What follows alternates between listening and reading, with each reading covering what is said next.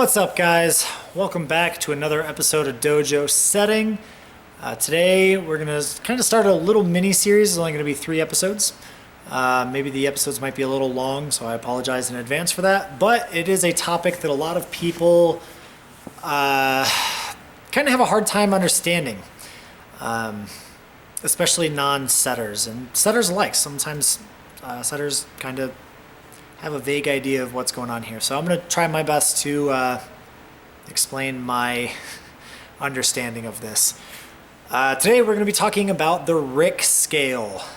The R.I.C scale was, if I'm not mistaken, originally proposed by French setter Tonde Catillo in a way of better understanding the difficulty of a climb. So the R.I.C scale stands for risk, intensity, and complexity.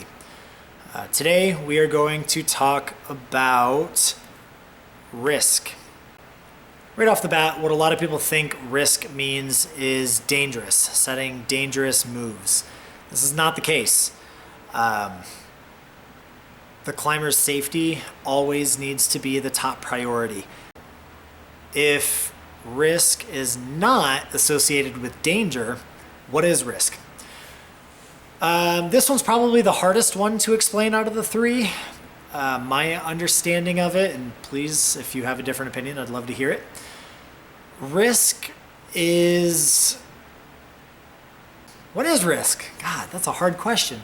Risk could be synonymous with low percentage.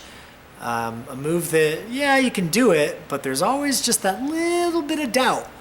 You know, maybe this time my foot slips. Maybe this time something happens. Trusting a bad foot can be risky. Dynos can be risky. A lot of the coordination stuff that you see in competitions, that's risk. Blocker holds could be risky, forcing that precision on a climber. I would also say that for me at least, a good way of thinking about risk is once you've committed to it, you can't undo it. So, for example, if we have 2 holds here and you grab this hold and you're like, no. Yeah, that's not risky.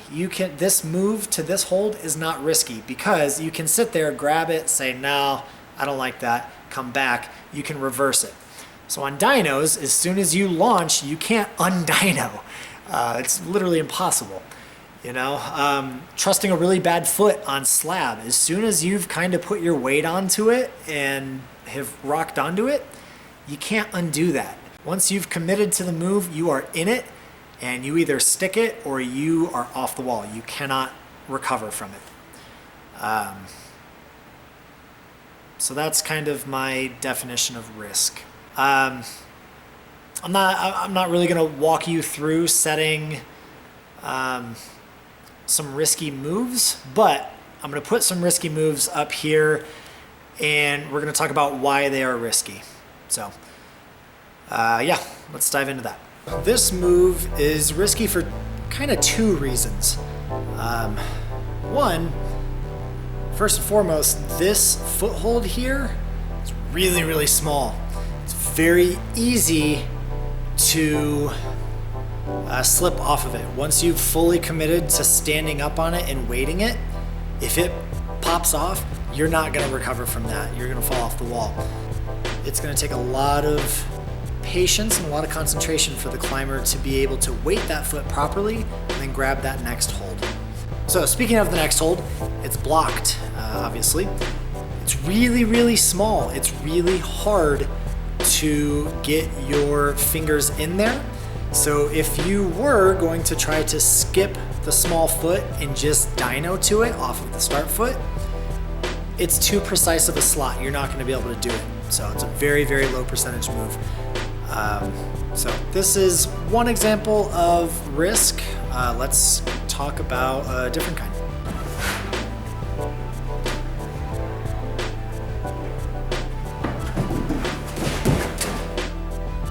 So this one is pretty straightforward, risky. As soon as you launch off the start hold, you're either latching it or you're off. You're not coming back from it. Very low percentage, a lot of coordination between the 3 holds here, though this is a very low percentage, very high risk move. So let's take a look at some other examples. These are boulders that I have taken videos of in the past. We'll talk about those. All right, so the reason why this boulder has some risky moves in it, these first few moves aren't very risky. They just kind of get you into it, but right here, when you make this little jump over, you can't reverse it. You are either gonna stick it or you don't stick it. Same thing with this jump right here. Again, dynos are a really easy way of making risk.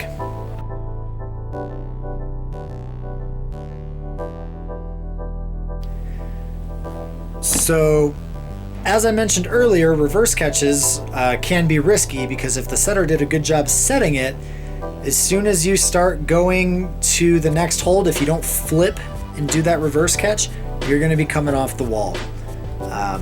Reverse catches are also very low percentage. They're usually something that don't feel very hard when you do it, but it can take a couple tries to get that muscle memory in.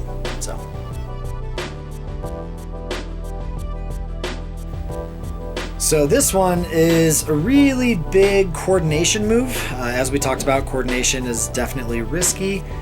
I promise you did need to do that. That was a very long process to get that move to work. But even notice here, all the feet are not quite facing the way that you want them to face. You're having to trust some really bad feet to make this work, and then the finish hold here being blocked makes it really nice to make that match hard. So on this one, you have kind of the bad start feet, making that a little risky, and then this move here, if you don't palm down, you're coming off. There's no way to recover from that. You'll see right here, just standing straight on a volume, there's really no security with that foot. And then a small little jump that obviously you can't recover from if you don't latch it. So, risk. Alright, and finally this one. You sort of have the risky jump start here, getting over to the volume.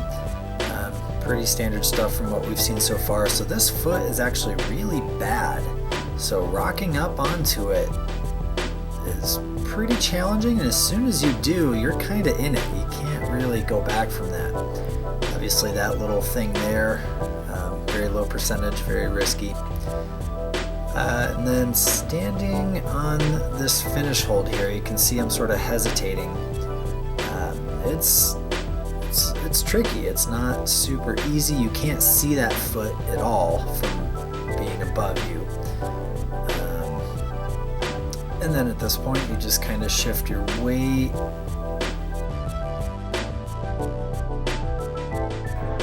So there's risk. It's probably the hardest one to quantify, but low percentage, can't back off from it. You got to fully commit to it, are just kind of my personal definitions of it. I hope that helped. Keep an eye out for the intensity one coming up. That one's probably the easiest one to talk about, so that one should be fairly straightforward. Appreciate all the support, guys. We'll catch you next time.